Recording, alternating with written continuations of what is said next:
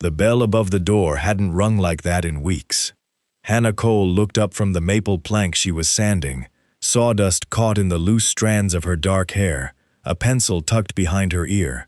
The man who walked in didn't belong here.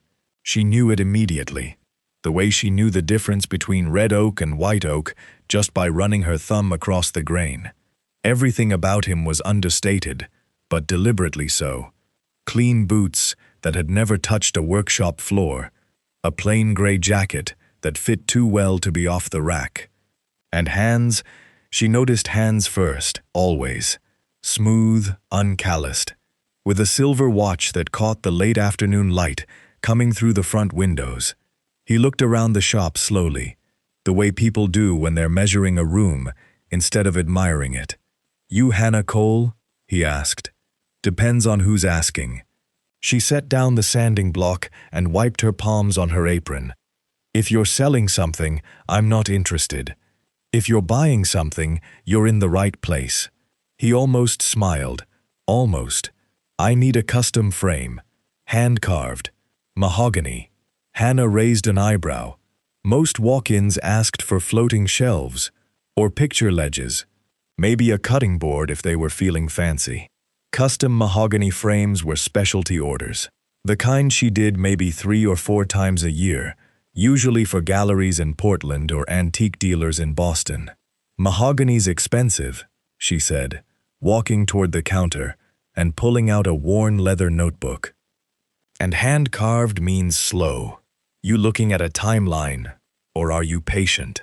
"I'm patient when the work is worth it." She studied him for a moment. There was something careful about the way he spoke, measured, like every word had been weighed before it left his mouth. Most customers came in chatty, telling her about their living room renovation or the painting their wife picked up at a flea market. This man offered nothing. "All right, what are the dimensions?" He reached into his jacket pocket and pulled out a folded piece of heavy cream paper. When he opened it, she saw precise measurements written in clean handwriting, not just length and width, but depth, inner lip, rabbit groove specifications. This wasn't a casual buyer. Whoever wrote these numbers knew exactly what they were framing. Hanna took the paper and read through it twice. 26 by 32, quarter-inch rabbit, beveled inner edge. You want a finish on that, or are you going natural? Hand-rubbed oil. No polyurethane, no lacquer. She looked up at him. "You know your finishes." "I know what ruins good wood." That answer caught her off guard. She'd heard plenty of customers pretend to know about woodworking, throwing around terms they'd picked up from YouTube videos or home renovation shows. This man wasn't performing. He meant it. "I can have it done in a week," she said. $700 for the frame, plus materials, half up front." He pulled a fold of cash from his pocket. No wallet, no cards. Counted out $400 bills and set them on the counter without hesitation. "Keep the change as a deposit on the next one." "There's going to be a next one. There's going to be several." He said it the way someone might say the sun will come up tomorrow. No arrogance, just certainty.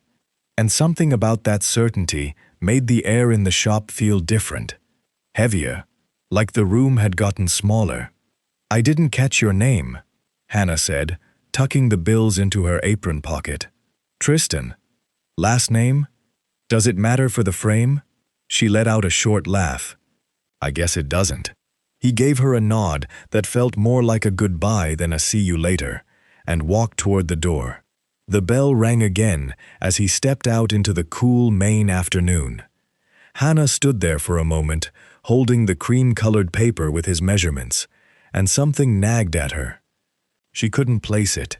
The way he carried himself, the cash, the specificity of the order, it all added up to something, but the total didn't make sense yet. She shook it off. A paying customer was a paying customer, and she had mahogany to source. Through the front window, she watched him walk down the sidewalk toward a dark sedan parked at the end of the block. Ordinary car, ordinary walk, ordinary man leaving an ordinary shop.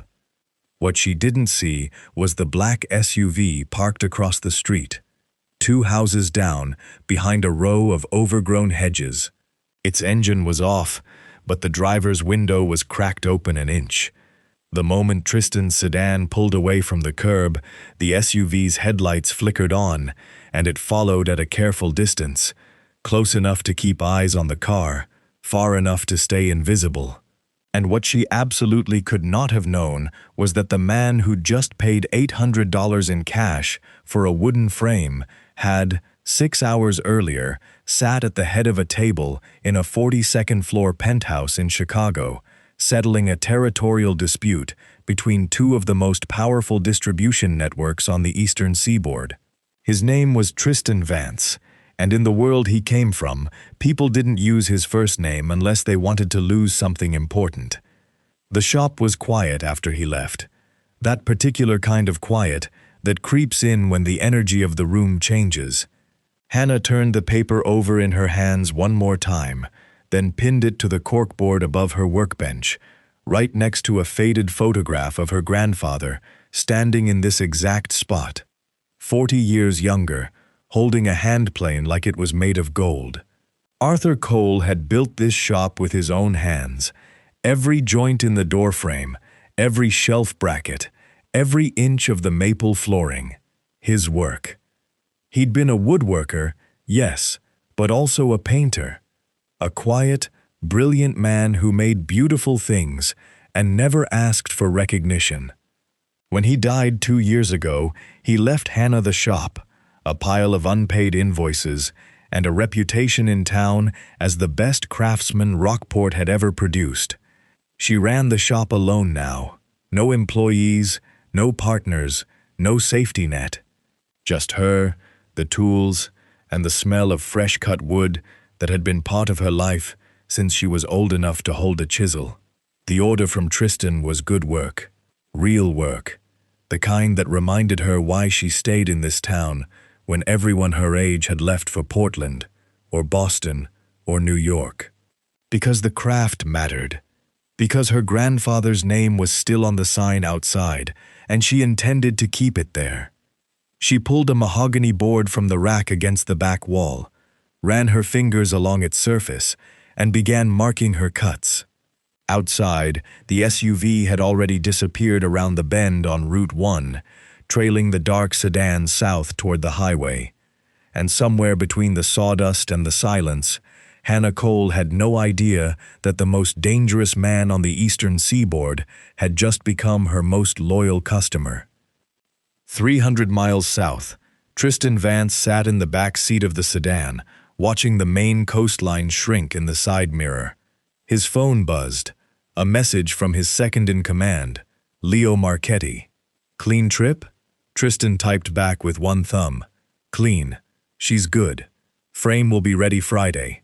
A pause, then Leo's reply. "You're flying to Maine every week for picture frames. You know how that looks, right?" Tristan locked his phone without answering. He knew exactly how it looked, and he didn't care. Because what Leo didn't understand, what nobody in his world understood, was that the frame wasn't for decoration. It was for a painting that had been lost for 15 years, passed through black market auctions and private dealers, and had almost been destroyed by a liquidation firm that didn't know what it was holding. Arthur Cole's final masterpiece, the last thing the old man ever painted. And Tristan had bought it for 6 figures at a private auction 4 months ago, outbidding 3 collectors and a museum, because he owed Arthur Cole a debt that money couldn't settle. The sedan merged onto I-95 heading south. Tristan closed his eyes and leaned his head back against the seat. He'd be back in Rockport next Friday. And the Friday after that. And the one after that, too. Hanna Cole would never know why. At least, not yet. The private vault sat behind a steel door on the 38th floor of a building that didn't appear on any public registry. No signage in the lobby, no listing in the elevator directory. Just a keycard slot and a 6-digit code that changed every 72 hours. Tristan Vance stepped inside and let the door seal shut behind him. The room was climate-controlled. 68 degrees, 45% humidity. The exact conditions required to preserve oil on canvas without cracking or warping. 3 of the 4 walls held paintings in custom-lit alcoves, each one acquired quietly over the past decade. A Hopper study, a small Andrew Wyeth watercolor, a charcoal sketch attributed to Winslow Homer that most experts believed was lost in a house fire in 1987. The 4th wall was empty. Tristan walked to the center of the room where a flat wooden crate rested on a padded table. The crate had arrived from a bonded storage facility in Geneva 2 days ago, routed through Montreal and then by private courier to Chicago. He unlatched the brass clasps, lifted the lid, and peeled back 3 layers of acid-free tissue paper. The painting underneath stopped him the way it always did. It was a coastal scene, a stretch of rocky shoreline under a sky caught between storm and clearing, the kind of light that only exists for about 12 minutes on the Maine coast, before it shifts into something else entirely. In the foreground, a wooden dory sat half-pulled onto the rocks, its hull weathered and cracked, a coil of rope draped over its bow. The brushwork was loose in the sky and precise in the boat, 2 different kinds of mastery living inside the same frame of vision. Arthur Cole had painted it sometime in the last year of his life. Nobody had ever exhibited it. Nobody had reviewed it. As far as the art world knew, it didn't exist. Tristan had found it 4 months ago, buried in Lot 47 of a private liquidation auction in Zurich. A Swiss holdings firm had been dissolving the assets of a deceased collector, and Arthur Cole's painting had been misattributed, catalogued as American Coastal Scene, Artist Unknown, circa 2005. Starting bid, $12,000. Tristan had paid $140,000 to make sure nobody else walked out of that room with it. He pulled a measuring tape from the drawer beneath the table and stretched it across the canvas. 26 by 32 inches. The exact dimensions he'd written on that cream-colored paper and handed to Hanna Cole 2 days ago in Rockport. The frame she was carving right now, she had no idea what it was for. She didn't know her grandfather's final painting had survived. She didn't know it had crossed 3 countries and passed through the hands of dealers who would have sold it to the highest bidder without a second thought.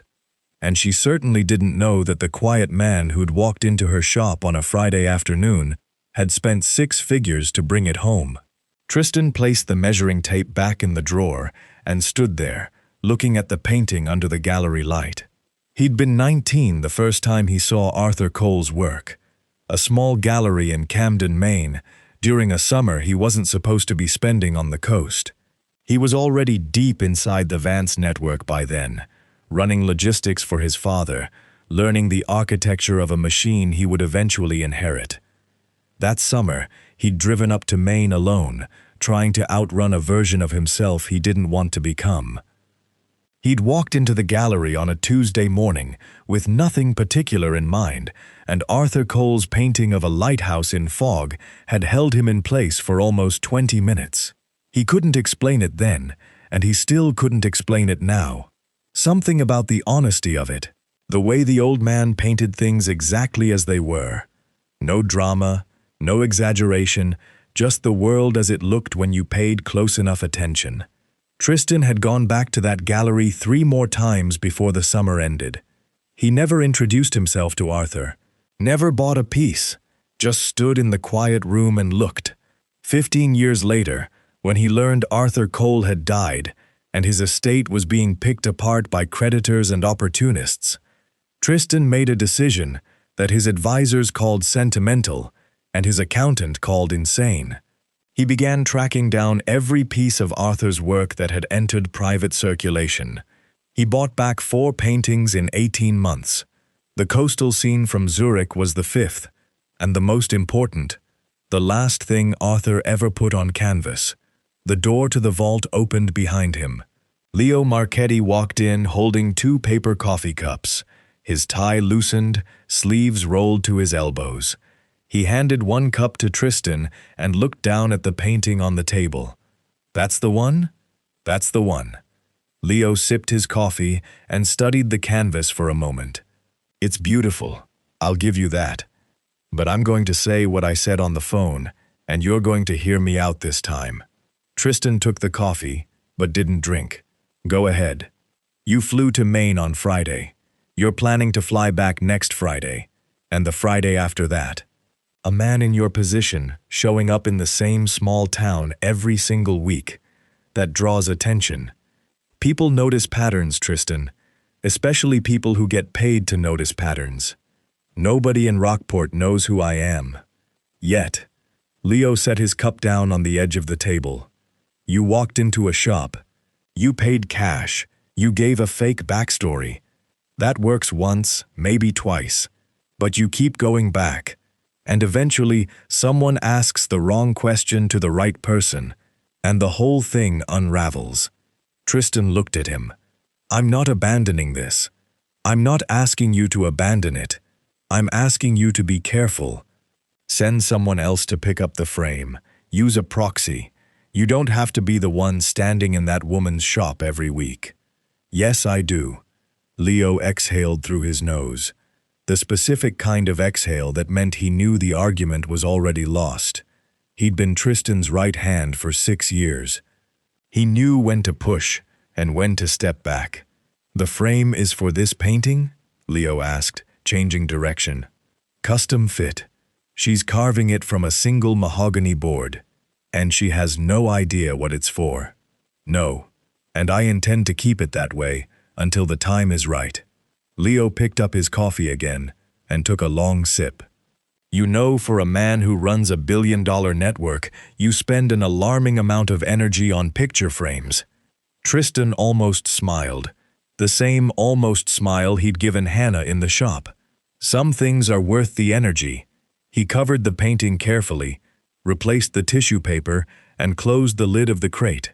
Somewhere in Rockport, Maine, Hanna Cole was marking her first cuts into a piece of mahogany she'd pulled from the back rack. She was thinking about grain direction and bevel angles and whether she had enough hand-rubbed oil to finish the job by Friday. She wasn't thinking about the man who'd ordered it. She should have been. Hanna had the frame finished by Thursday night. She'd worked on it in the early mornings and late evenings, fitting it between her regular orders: a set of floating shelves for a bed and breakfast in Camden, 2 cutting boards for a gift shop on Main Street, and a repair job on a church pew that had split along the seat joint. The mahogany frame sat on her workbench under the overhead lamp, and every time she walked past it, she slowed down to look. It was good work. She knew it the way a musician knows when a note lands exactly where it should. The grain ran clean through all 4 corners. The bevel caught the light at a soft angle, and the hand-rubbed oil had settled into the wood overnight, giving it a warmth that polyurethane could never replicate. When Tristan walked through the door on Friday afternoon, the bell rang the same way it had the week before. Same plain clothes. Same silver watch, same careful way of scanning the room before his eyes landed on her. "It's ready," Hanna said, lifting the frame from the bench and holding it up for him. Tristan took it in both hands and turned it slowly, examining each joint, each carved detail, each transition in the grain. He held it up to the window light, tilted it at 3 different angles, and then set it down on the counter with a gentleness that surprised her. "This is exceptional." "I know," she said, and meant it without arrogance. Her grandfather had taught her to recognize quality in her own work the same way she recognized it in others. Honestly, without apology. Tristan paid the remaining balance in cash again. No wallet, no receipt requested. He tucked the frame under his arm, wrapped in the brown craft paper Hanna had cut for him, and placed a new order. This time for a smaller frame, walnut, with a simpler profile. Different dimensions, different wood. Same precision in the specifications. Hanna was writing down the new measurements when the front door opened again. The man who walked in was nothing like Tristan. He was thick around the middle, wearing a sport coat that pulled at the buttons, and his shoes were the kind that tried to look expensive but weren't. He had a manila folder under one arm and a smile that didn't reach his eyes. "Hanna Cole?" She looked up. "Can I help you?" "My name is Marcus Ridley. I represent Northeast Capital Recovery." He opened the folder on her counter without being invited to, spreading out a stack of papers like he was dealing cards. "I'm here regarding an outstanding debt tied to this property." Hanna set down her pencil. "There's no debt on this property. I own it free and clear.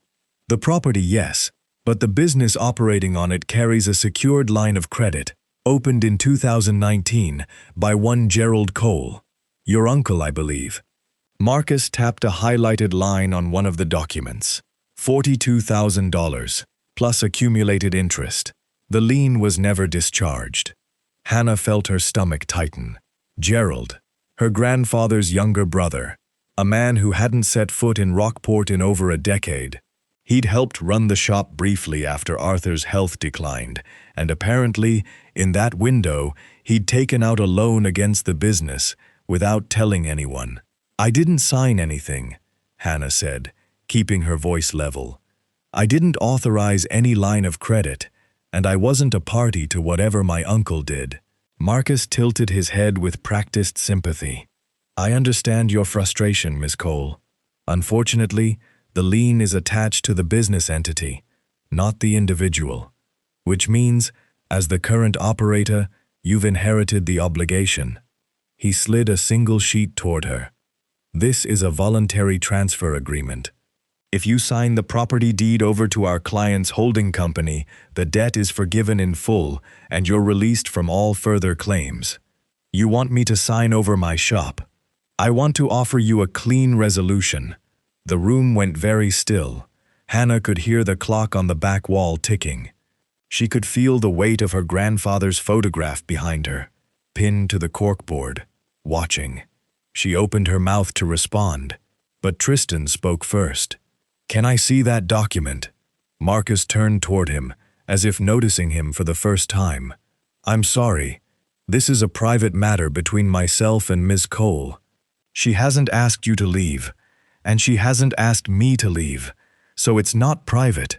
It's a conversation in a public place of business." Tristan set the wrapped frame down on the counter and extended his hand. "The document, please."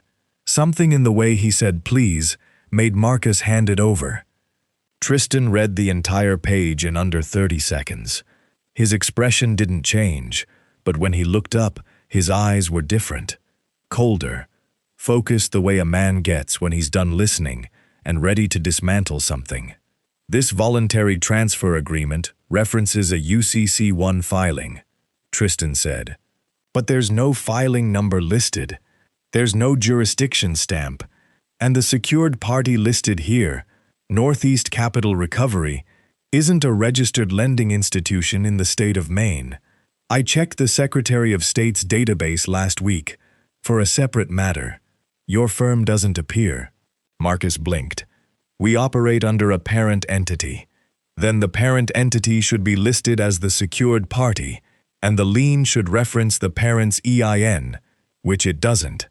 What you've brought here is an unenforceable instrument, built on a filing that either doesn't exist or was never perfected." Tristan placed the paper back on the counter. "If you attempt to record this against her property, you'll be committing fraud on a public record, which in Maine carries both civil and criminal penalties." The room was silent. Marcus stared at Tristan for a long moment. His rehearsed confidence had cracked somewhere around the word jurisdiction, and now he was trying to reassemble it. "And you are?" Marcus asked. "A customer." Marcus looked at Hanna, then back at Tristan, then gathered his papers with hands that moved just a little too quickly. He stuffed them back into the manila folder, straightened his sport coat, and headed for the door without another word. The bell rang as he left. Through the window, Hanna watched him climb into a silver sedan and pull away. She turned to Tristan. UCC filings, perfected liens, Secretary of State databases. She crossed her arms. You told me you were an art collector. I am an art collector. Art collectors don't talk like corporate attorneys. Tristan picked up his wrapped frame from the counter. The good ones do. He gave her the same quiet nod from last week. Polite, final, giving away nothing, and walked out the door. Hanna stood alone in her shop, arms still crossed, staring at the empty space where Marcus's papers had been. Her heart was beating harder than she wanted to admit.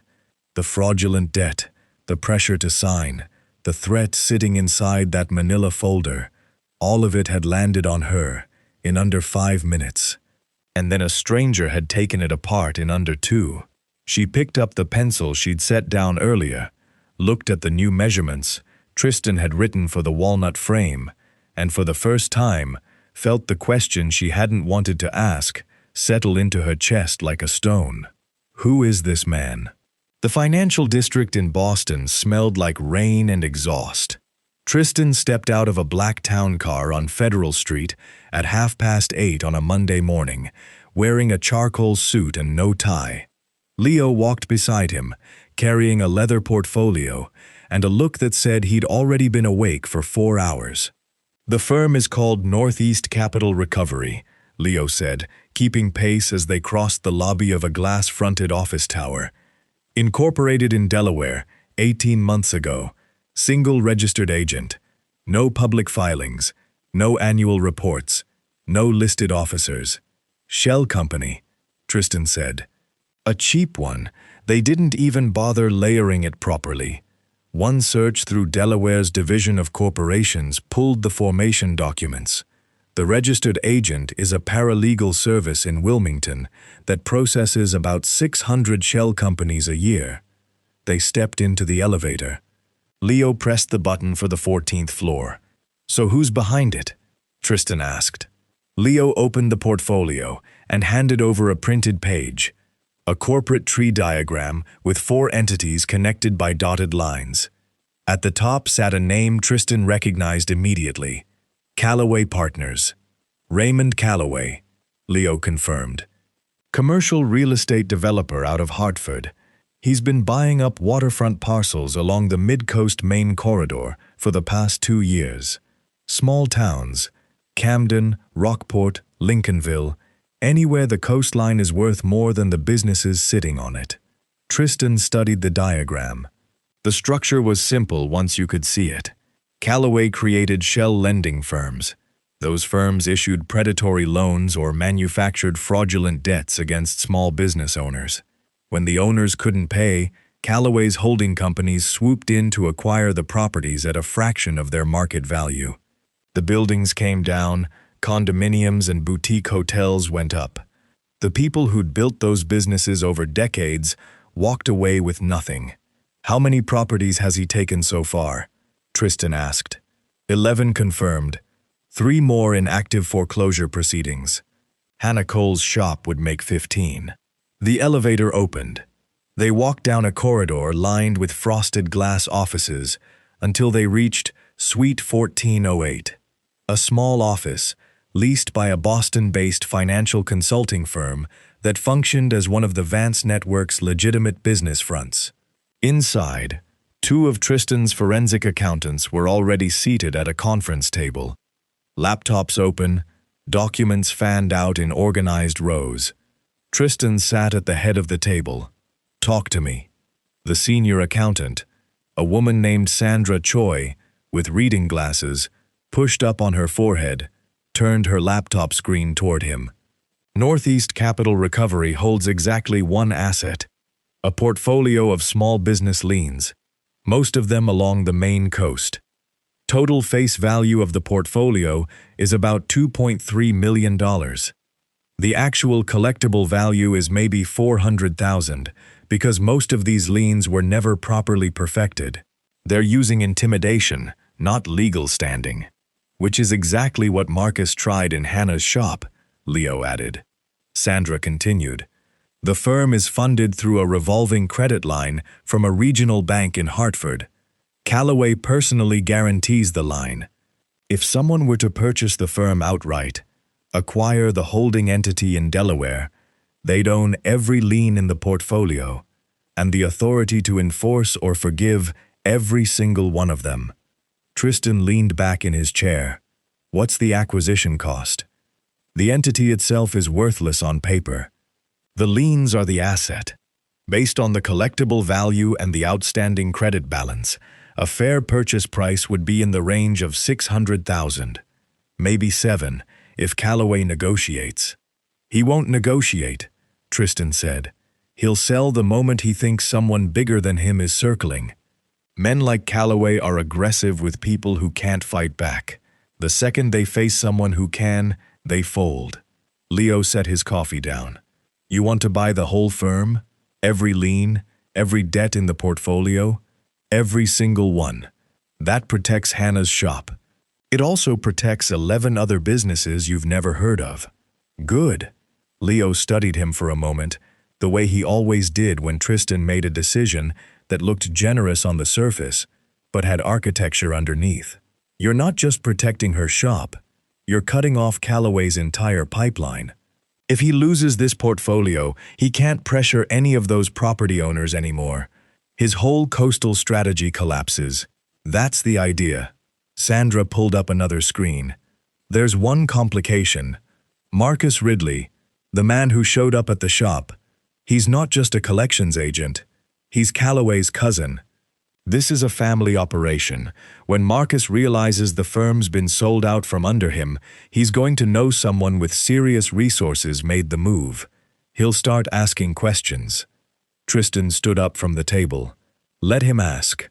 By the time he figures out who bought it, there won't be anything left for him to do about it. He walked to the window and looked down at the street below.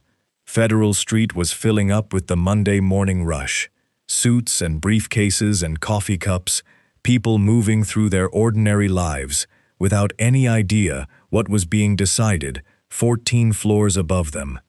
Make the offer today, Tristan said, still facing the window. Use the Meridian Holdings subsidiary. Keep my name off every document. Sandra, I want the full lien portfolio transferred to Meridian by Wednesday. Every debt, every filing, every associated instrument. And once we own them? Sandra asked. We hold them quietly. No enforcement, no contact with any of the property owners. Not yet. Leo closed the portfolio. You're building a checkmate. I'm building a correction. Tristan turned from the window. Calloway spent 2 years squeezing people who didn't have the resources to fight him. That's over now. He buttoned his jacket and headed for the door. Leo followed. In the elevator on the way down, Leo said what he'd been holding back all morning. You know, this started because of one frame order in a woodworking shop, one woman in one small town. It started before that, Tristan said quietly. It started the first time I stood in a gallery in Camden and understood what Arthur Cole's work meant. Hanna is carrying that legacy on her shoulders, and she doesn't even know people are trying to take it from her. The elevator doors opened. They crossed the lobby and stepped back into the rain. Wednesday, Tristan said. I want the acquisition confirmed by Wednesday. And Leo. Yeah?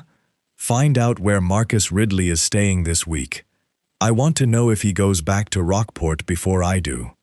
Leo nodded and opened the car door. Somewhere in Maine, Hanna Cole was measuring walnut boards for a frame she thought was just another order. She was humming something her grandfather used to sing in the workshop, a melody she only half remembered, filling the empty spaces between the sound of her handplane and the ticking clock on the wall.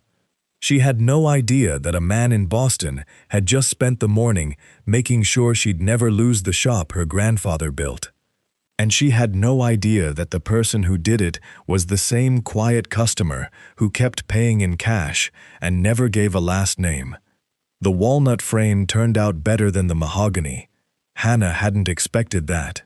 Mahogany was the showpiece wood, rich, forgiving, dramatic under oil. Walnut was quieter. It didn't announce itself. But the grain on this particular board had a depth to it that only revealed itself after the third coat of finish, and when she held it under the lamp on Thursday night, the whole frame seemed to glow from inside the wood itself. She set it on the counter Friday morning, wrapped in craft paper, and waited. Tristan arrived just after 2 o'clock, same time as the previous 2 Fridays.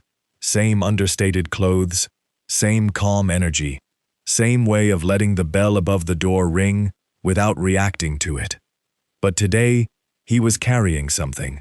A long rectangular case, olive canvas with brass buckles, the kind of thing that looked like it had been pulled from an old expedition trunk. "What's that?" Hanna asked. He set the case on the counter beside the wrapped frame and unlatched it.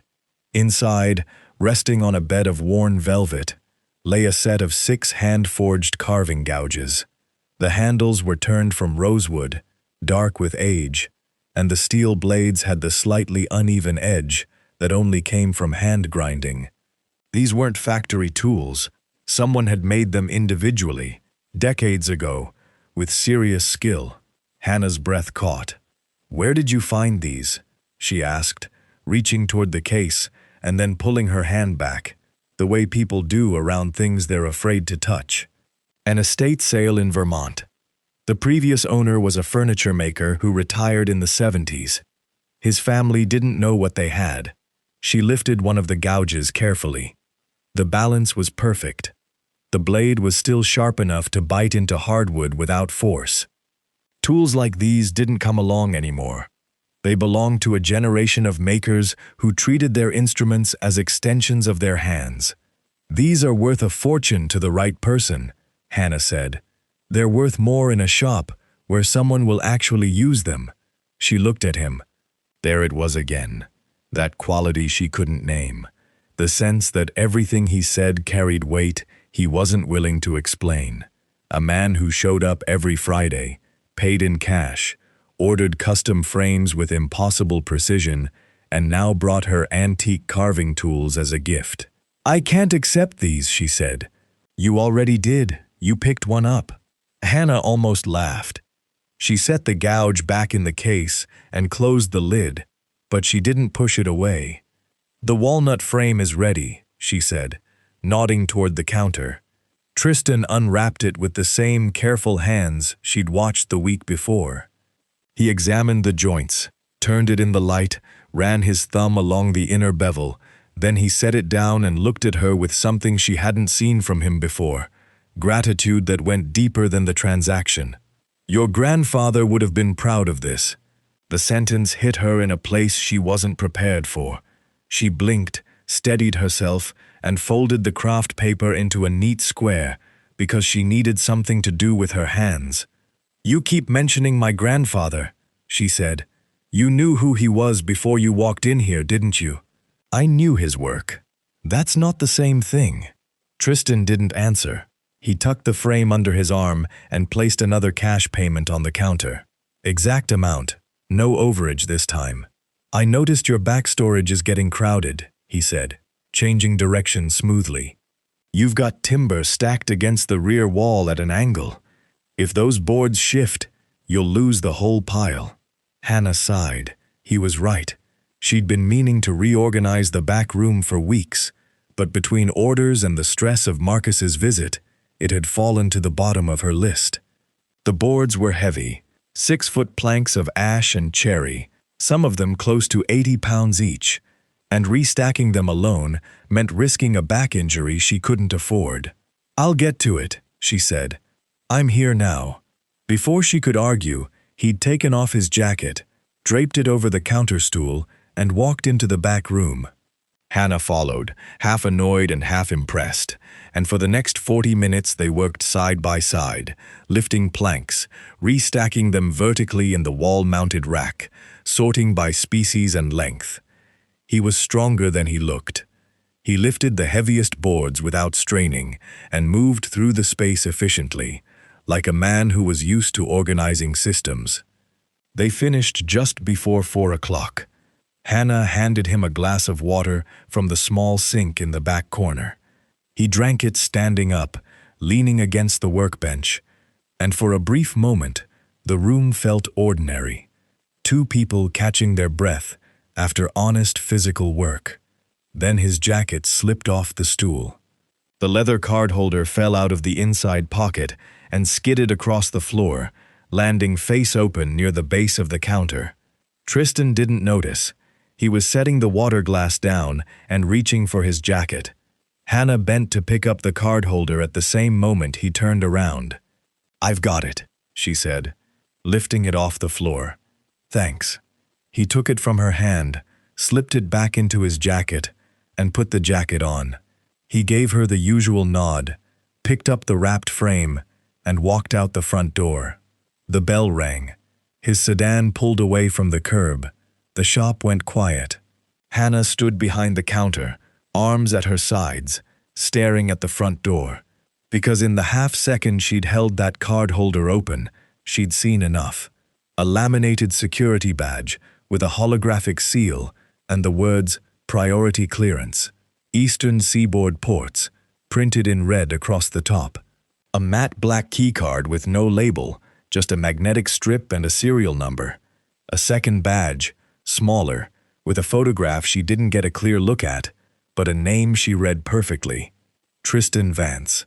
And behind those cards, tucked into the back sleeve, a folded receipt on heavy auction house paper. She hadn't been able to read the full text, but 3 words had been large enough to catch. Arthur Cole, original. Hanna's hands were trembling. She walked to the corkboard above her workbench and looked at the photograph of her grandfather, standing in this exact shop, holding his handplane, smiling at someone behind the camera.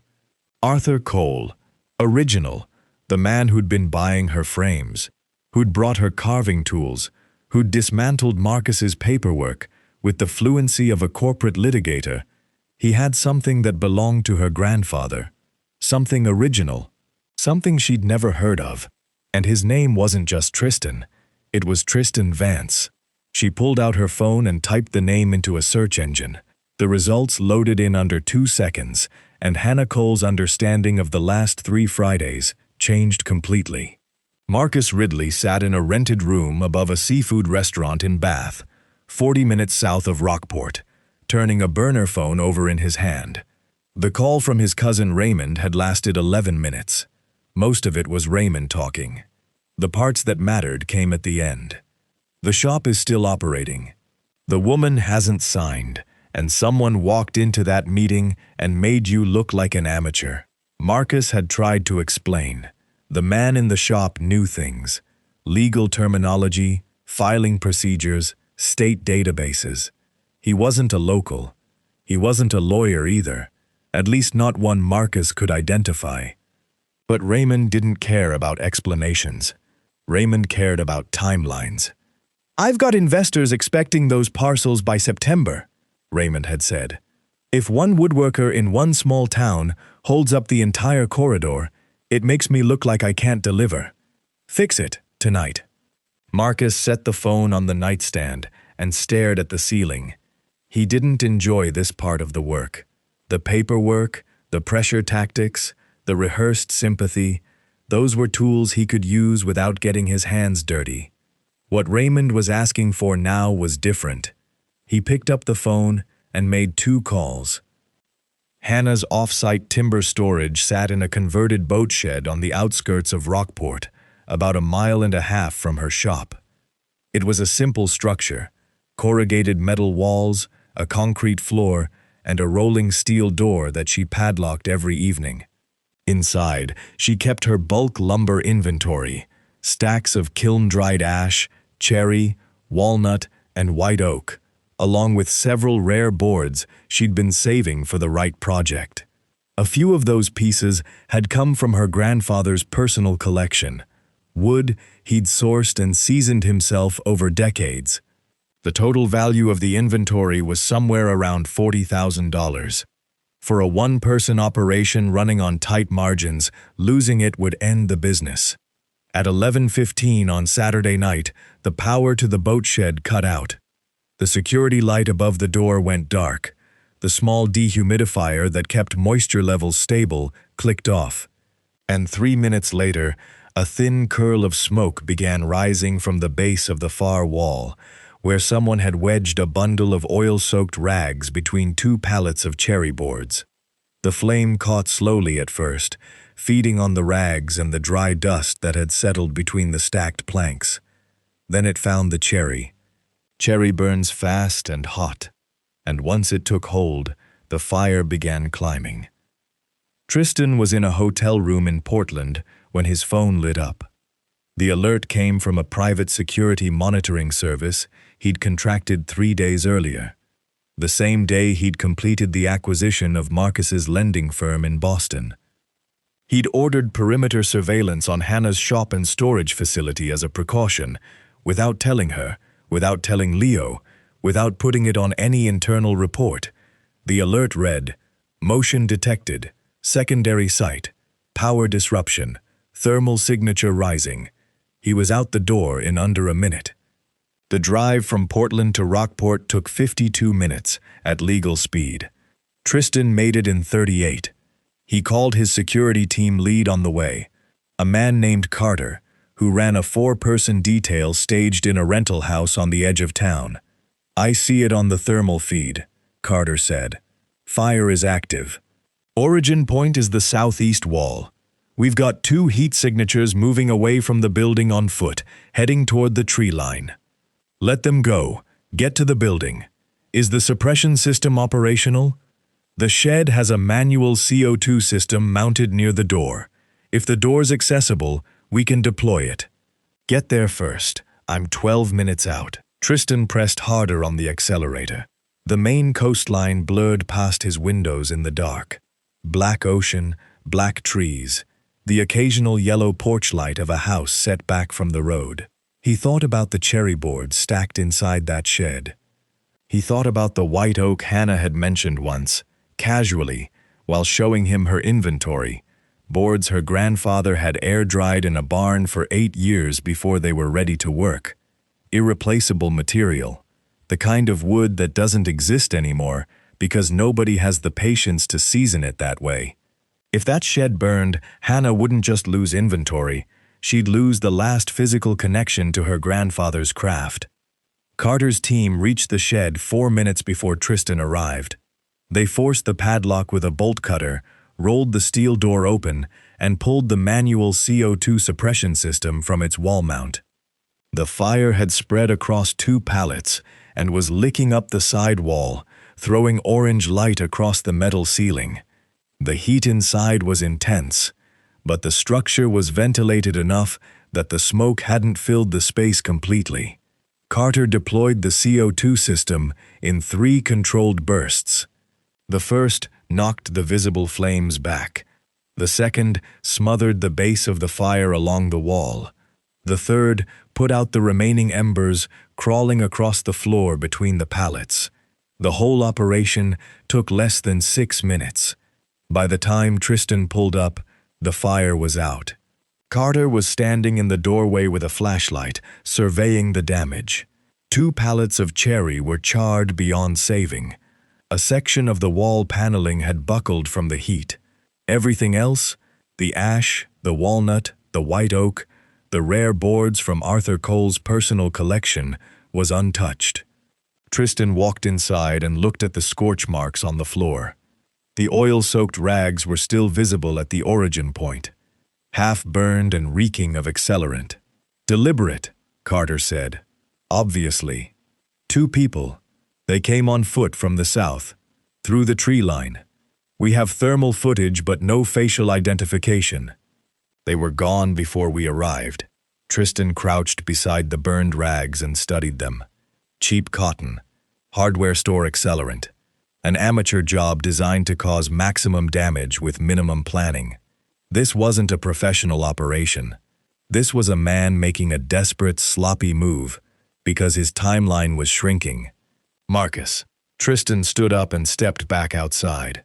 The night air was cold and sharp, carrying the smell of salt water and charred wood. His security team, 4 men in dark jackets, 2 of them holding flashlights, stood near the entrance in a loose perimeter. That was when headlights appeared on the access road. Hannah's truck pulled up fast, gravel spraying under the tires. She jumped out with a flashlight of her own, wearing a coat thrown over pajamas, her hair pulled back in a loose knot.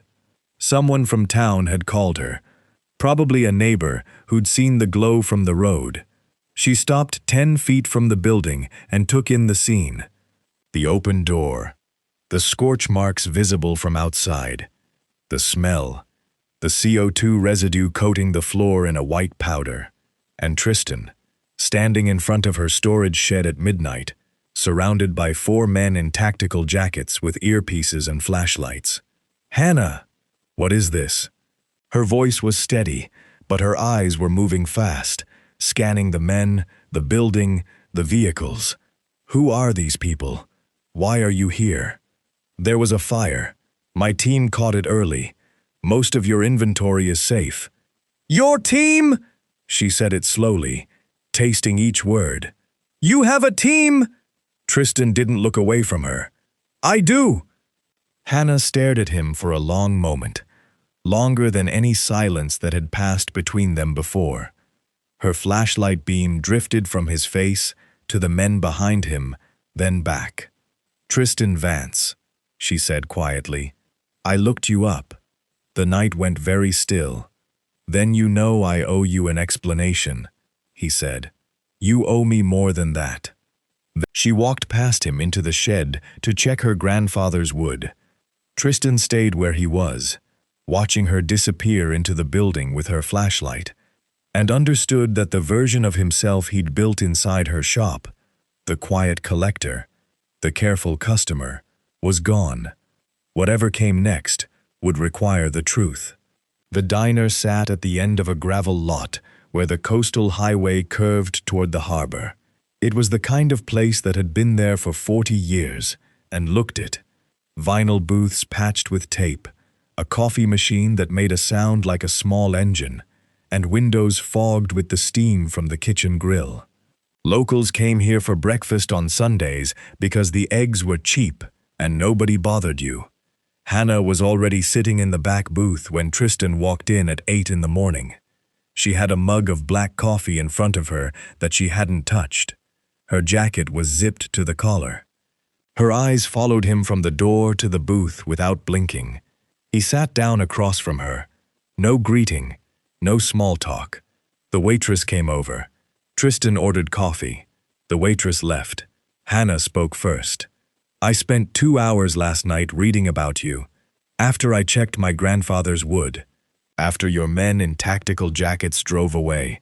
After I stood in a burned storage shed trying to understand how my life became something I don't recognize." Tristan folded his hands on the table and listened. "The Vance network," she continued. "Logistics, distribution, private port access across the eastern seaboard. Worth somewhere in the range of $1 billion, depending on which article you believe. And the man who runs it has been walking into my shop every Friday afternoon, ordering picture frames, paying in cash, and pretending to be an art collector. I am an art collector. You're the head of a syndicate. Those two things aren't mutually exclusive." Hanna leaned forward. "Don't do that. Don't deflect with clever answers. I found your name on an auction receipt inside your card holder. 3 words. Arthur Cole. Original."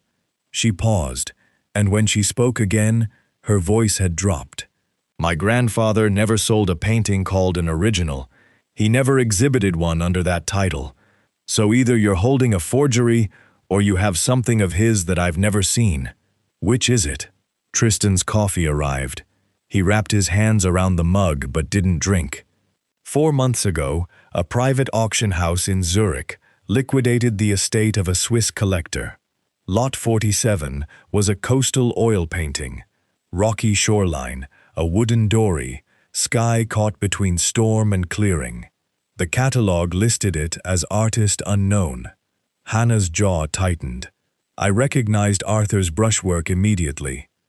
The way he handled light on water, the texture in the hull of the boat. Nobody else painted like that. Tristan looked at her directly. The painting was his last. He finished it sometime in the final year of his life, and it entered private circulation after his estate was settled. It passed through 3 dealers before it ended up in that Swiss collection, miscatalogued and forgotten. How much did you pay for it? Enough to make sure no one else could. That's not an answer. $140,000. The number landed between them like a physical object. Hanna sat back against the booth. She turned her coffee mug in a slow circle on the table, processing. You spent $140,000 on a painting by a man who ran a woodworking shop in a small town in Maine, she said. A man most people in the art world have never heard of. Why? Tristan was quiet for a moment. The diner sounds filled the gap. Plates clinking, the coffee machine grinding, a fisherman at the counter talking to the cook about bait prices. When I was 19, I drove up the coast alone. I was already working inside my family's operation, and the weight of it was becoming something I couldn't outrun. I stopped in Camden on a Tuesday morning and walked into a gallery because the door was open and I had nowhere else to be. He took his first sip of coffee. Your grandfather had 6 paintings in that gallery. I stood in front of one of them, a lighthouse in fog, for 20 minutes. I went back 3 times that summer. I never spoke to him. I never bought anything. I just looked. Hanna watched his face. Whatever she was searching for, she wasn't finding the thing she expected. Arthur's paintings were the first honest things I'd encountered in years, Tristan said. He painted what was real. No performance, no pretension. Just the world as it actually looked when you stopped long enough to see it. That mattered to me at 19, and it still matters to me now. So this is sentimental, Hanna said. You're spending a fortune and flying to Maine every week because a dead man's paintings made you feel something when you were a teenager. It's more than that. When Arthur died, I watched what happened to his legacy. Creditors picked over his estate. His paintings scattered into private hands. His workshop almost went under. Tristan met her eyes. You held it together, alone, without help. But there are people trying to take it from you, and they aren't going to stop because a man with a manila folder got embarrassed in your shop. Hanna's expression shifted. The anger was still there, but underneath it, something else was forming. A recognition that the threat she'd been trying to dismiss since Marcus walked through her door was larger than she'd allowed herself to believe. Marcus, she said, he's connected to this. Marcus works for a developer named Raymond Calloway. Calloway has been buying up waterfront properties along the mid-coast by manufacturing fraudulent debts against small business owners. Your shop is one of at least 15 targets. The fire at your storage shed last night was his escalation. Hanna closed her eyes. She pressed her fingertips against her temples and held them there for a long breath. Why didn't you just tell me? She asked. From the beginning. Why the disguise, the cash, the fake backstory? Because I didn't come here to be Tristan Vance. I came here to get a frame made by the granddaughter of a man whose work changed how I see the world. I wanted to walk into your shop as a customer, not as someone whose name comes with 100 questions attached to it. Well, the questions are here now. I know. The diner had filled up around them. Families and fishermen and retirees reading newspapers, ordinary people living ordinary Sundays, while 2 strangers in a back booth navigated a conversation that felt like standing on a cracking frozen lake. The painting, Hanna said. My grandfather's last painting. Where is it? In a climate-controlled vault in Chicago. I've been having frames made for it. Your frames. She stared at him. The mahogany frame you made the first week, Tristan said. It was built to the exact dimensions of that canvas. I commissioned it from you because there's no one else in the country I'd trust to frame Arthur Cole's final work. Hanna's eyes went glassy. She turned her face toward the window and looked out at the harbor. Gray water, lobster boats rocking at their moorings, gulls circling above the pier. She didn't say anything for almost a full minute. When she turned back, her voice was rough at the edges. "You should have told me. You're right. And the security team, the legal knowledge, the money, all of it. You've been protecting me, without asking whether I wanted protection. Yes." She picked up her coffee and finally drank. It had gone cold, but she didn't seem to notice. "What happens now?" she asked. "Marcus is going to make another move. Calloway is pressuring him, and the fire didn't work. He'll try something public next. A legal filing, a foreclosure action, something designed to force your hand in front of the whole town. And you have a plan for that." "I do." Hanna set her mug down. She looked at him the way she looked at a piece of wood before deciding whether to cut it. Measuring, calculating, reading the grain for hidden flaws. "Then tell me the plan," she said. "All of it. No more secrets." Tristan nodded once, and for the first time since he'd walked into her shop 3 weeks ago, he told her the truth without holding anything back. The Rockport Community Center was a single-story brick building on the corner of Main and Elm, built in the 1950s and renovated exactly once, in 1998, when someone donated enough money to replace the windows. It hosted town meetings, holiday craft fairs, and the occasional potluck dinner. On a Tuesday afternoon in early autumn, it became the stage for the most public confrontation the town had seen in decades. Marcus Ridley arrived at 1:30, half an hour before the scheduled proceedings. He wore a new suit, darker, sharper than the sport coat he'd worn to Hanna's shop, and carried a leather briefcase instead of a manila folder. 2 men flanked him, both in business attire, both carrying document binders. They looked like attorneys, or at least like people who'd been dressed to look like attorneys. Marcus had filed a motion for emergency foreclosure on Hanna's workshop property through a county clerk's office in Knox County. The filing cited the same fraudulent lien he'd tried to use in the shop, except this time it had been cleaned up. New paperwork, a fabricated filing number, and a forged signature from a notary public in Delaware. Calloway's team had worked fast. The county clerk, unfamiliar with the specifics of commercial lien law, had accepted the filing and scheduled a hearing. Word spread through town, the way it always does in small places. By 2 o'clock, the community center's main room had 30 people in folding chairs. Shop owners, fishermen, retirees, the woman who ran the bakery on Central Street, the man who operated the boat repair yard near the harbor. They weren't there because they understood lien law. They were there because Hanna Cole was one of them, and someone was trying to take her shop. Hanna sat in the front row, wearing a clean flannel shirt and work boots, her hands folded in her lap. She looked calm from a distance. Up close, her knuckles were white. Marcus approached the folding table at the front of the room where the county clerk's representative, a young woman named Patricia, who looked deeply uncomfortable with the size of the crowd, had arranged her paperwork. "Miss Cole," Marcus began, standing at the table like it was a lectern.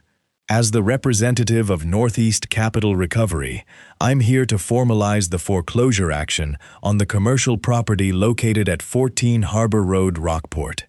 The outstanding balance, including accrued interest and penalties, totals $61,000.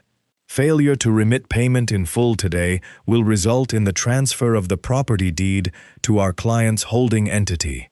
A murmur moved through the room. 61,000. The number was inflated, nearly 20,000 more than what Marcus had originally cited. The interest and penalties were fabricated, designed to make the amount impossible to pay and the signing inevitable. Hanna stood up. "I'd like to respond." Patricia nodded. Before Hanna could speak, the door at the back of the room opened. Tristan Vance walked in, wearing a suit that made Marcus's look like a costume. Behind him came 3 people, 2 men and a woman, each carrying leather portfolios and exhibiting the particular kind of posture that comes from billing $600 an hour. Leo Marchetti followed at the rear, holding a single sealed envelope. The room went quiet. The kind of quiet where 30 people stop breathing at the same time. Tristan walked down the center aisle without hurrying. He didn't look at Marcus. He didn't look at the crowd. He looked at Hanna, gave her a small nod, and stopped at the front table. "My name is Tristan Vance. I'm here as the authorized representative of Meridian Holdings, LLC. He turned to Patricia.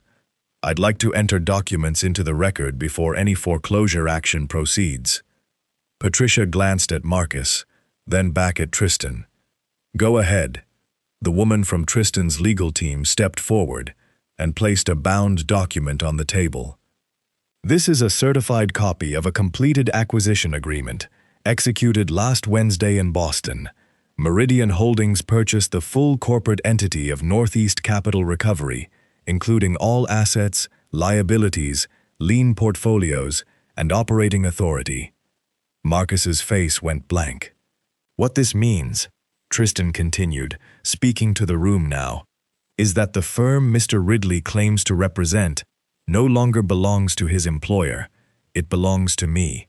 Every lien they filed, every debt they claimed, every piece of paper in that briefcase, all of it transferred to Meridian Holdings 5 days ago."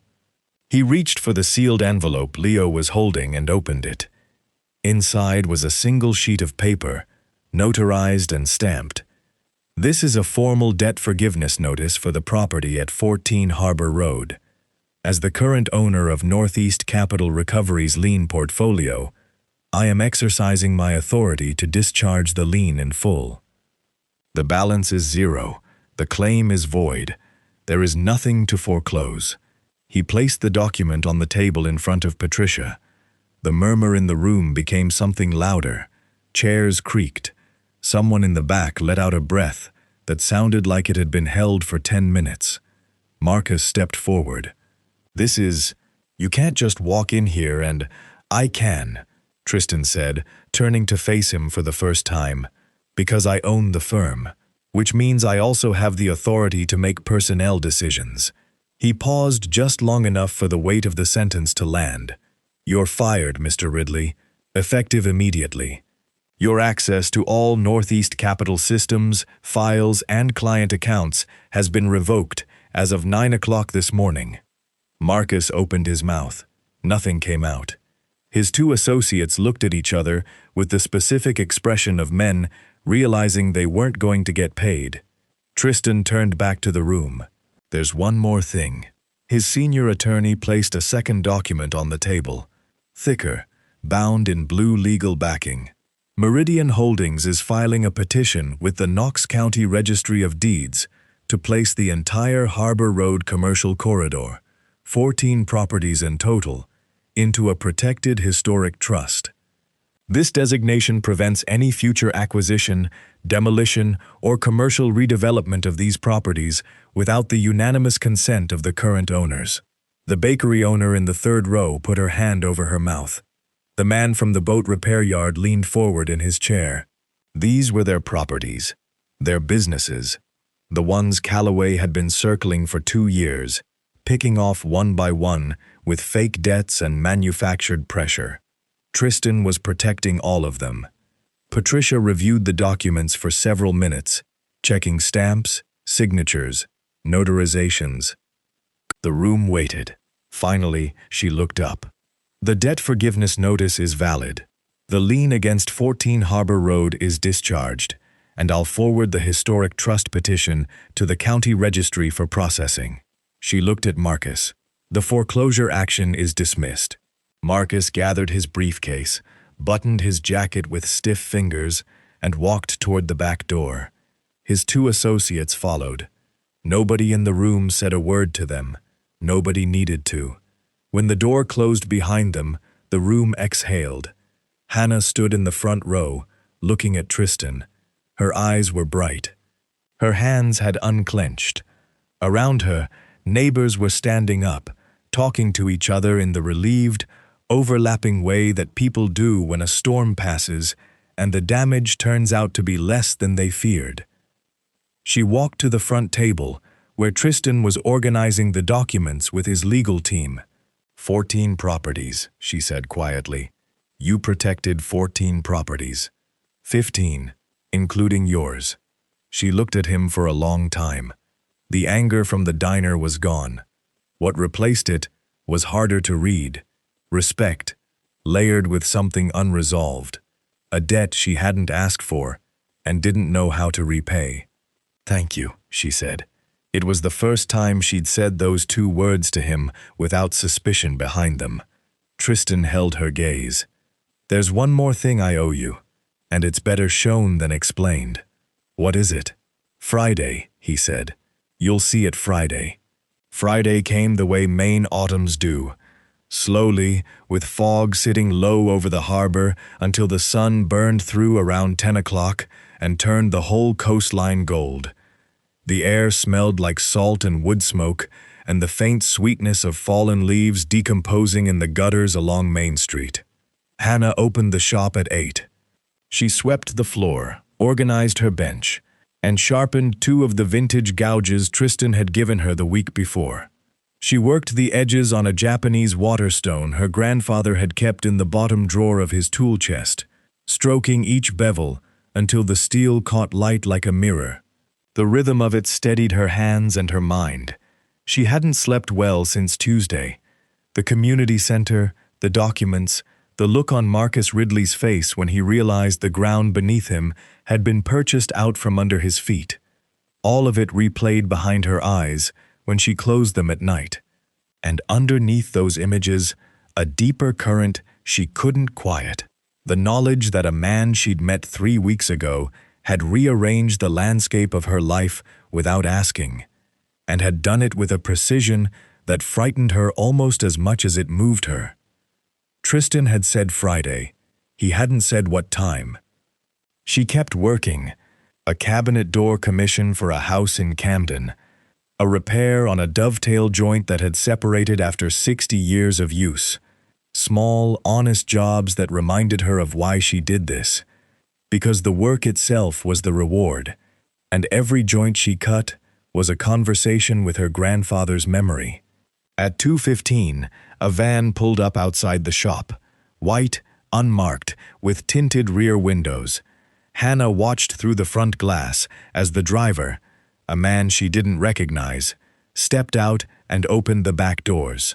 He pulled out a flat wooden crate, roughly 3 feet by 2.5, handled with a care that suggested the contents were either fragile or priceless or both. Tristan's sedan parked behind the van a moment later. He stepped out wearing jeans and a dark sweater. No suit, no silver watch, no leather card holder. He looked different, lighter, somehow. Like a man who had set something heavy down and was still adjusting to the absence of its weight. He took the crate from the driver, thanked him, and carried it to the front door of the shop. The bell rang when he walked in. Hanna was standing behind her workbench, arms at her sides. You said Friday, she said. It's Friday. He set the crate on the counter, the same counter where he'd placed $400 bills 3 weeks ago, where Marcus had spread his fraudulent paperwork, where Hanna had wrapped 2 frames in brown craft paper for a man she thought was an art collector. Tristan unlatched the brass clasps. He lifted the lid. He peeled back the layers of acid-free tissue paper one at a time, and the painting emerged into the light of Hanna's shop like something surfacing from deep water. The coastal scene filled the counter, rocky shoreline. A wooden dory with a cracked hull and a coil of rope draped over its bow. A sky caught in that impossible 12-minute window between storm and clearing, painted with a hand that understood light the way a carpenter understands wood, instinctively, intimately, without needing to explain it. Hanna didn't move. She stood 3 feet from the painting, and her hands came up slowly to cover her mouth. Her eyes traced the brushwork, the loose strokes in the sky, the precise details in the boat, the way the water reflected the clouds, with a transparency that made the surface of the canvas seem wet. She knew this shoreline. She knew this dory. It was the boat her grandfather had kept at the bottom of the hill, behind their house, the one he'd pulled out of the ocean 30 years ago and never repaired because he said it was more beautiful broken. "He painted this," she said. Her voice was barely above a whisper. In the last year of his life, it was never exhibited. It entered private circulation after his estate was settled and passed through 3 dealers before it ended up in a Swiss collection, miscatalogued as artist unknown. Hanna lowered her hands. Her fingers were trembling the same way they had when she'd found the auction receipt in his card holder, except now the trembling went deeper, into her chest, into her breathing, into the part of her that had been holding Arthur Cole's memory together alone for 2 years. "You bought this back for me. I bought it back for him. Returning it to you is the part that matters." She looked at Tristan. The fog of suspicion and anger and confusion that had surrounded him since the night of the fire had cleared, and what remained was the man she'd first seen walk through her door on a Friday afternoon. Quiet, careful, paying attention to things most people overlooked. Tristan reached into the crate and lifted out the mahogany frame. The first one, the one Hanna had carved from a single board, beveled and oiled and finished with hands that carried her grandfather's training in every cut. He held it up beside the painting. "Perfect fit," he said. Hanna laughed. A real laugh, the kind that breaks through when every other emotion has been exhausted. She wiped her eyes with the back of her hand and shook her head. "You ordered that frame on day 1. You already had the painting. I already had the painting. Everything since then, the visits, the tools, the legal fight, all of it was building toward this moment. All of it was building toward getting this painting on your wall, in your frame, in your shop, where it belongs." Hanna took the frame from his hands. She fitted the canvas into the rabbit groove, the 1/4-inch channel she'd cut, to his exact specifications, without knowing why they mattered, and the painting settled into the wood like it had been waiting for it. The mahogany held the coastal scene, the way a good frame should, present enough to honor the work, quiet enough to let it speak. She carried it to the back wall of the shop, the section she'd always called the gallery, a wide stretch of exposed brick where her grandfather used to hang his finished pieces for customers to see. A single nail had been there for years, empty since the last painting sold after Arthur's death. Hanna hung the frame on that nail. She stepped back. The painting caught the afternoon light coming through the side window, and for a moment the shop looked the way it must have looked when Arthur Cole was alive, full of the thing he made best, the thing his granddaughter had been protecting with her bare hands ever since he left. Neither of them spoke for a long time. The clock ticked. Sawdust floated in the light. Somewhere outside, a lobster boat engine coughed to life in the harbor. "I have something for you," Hanna said finally. She walked to the drawer beneath her workbench, the same drawer where her grandfather kept the Japanese water stone, and pulled out a small brass key on a leather cord. "This was the spare key to the shop. My grandfather kept it in this drawer for 40 years. He gave it to people he trusted, and he didn't trust easily." She held it out to Tristan. "You're welcome here any time, not as the head of the Vance network, not as a collector or a client or someone with security teams and corporate attorneys." She paused. As Tristan, he took the key. He held it in his palm, the way he'd held her mahogany frame 3 weeks ago, with a care that said he understood the weight of what he was receiving. "Thank you, Hanna. Thank you for bringing him home." She meant the painting. She meant her grandfather. She meant the version of Arthur Cole's legacy that had been scattered across continents and buried in catalogs and forgotten by everyone except a 19-year-old who once stood in a gallery in Camden and couldn't walk away. Tristan slipped the key into his pocket. The bell above the door rang as the afternoon breeze pushed it open an inch. The painting held steady on the wall, framed in mahogany, glowing in the autumn light. and for the first time in 3 weeks, neither of them had anywhere else to be.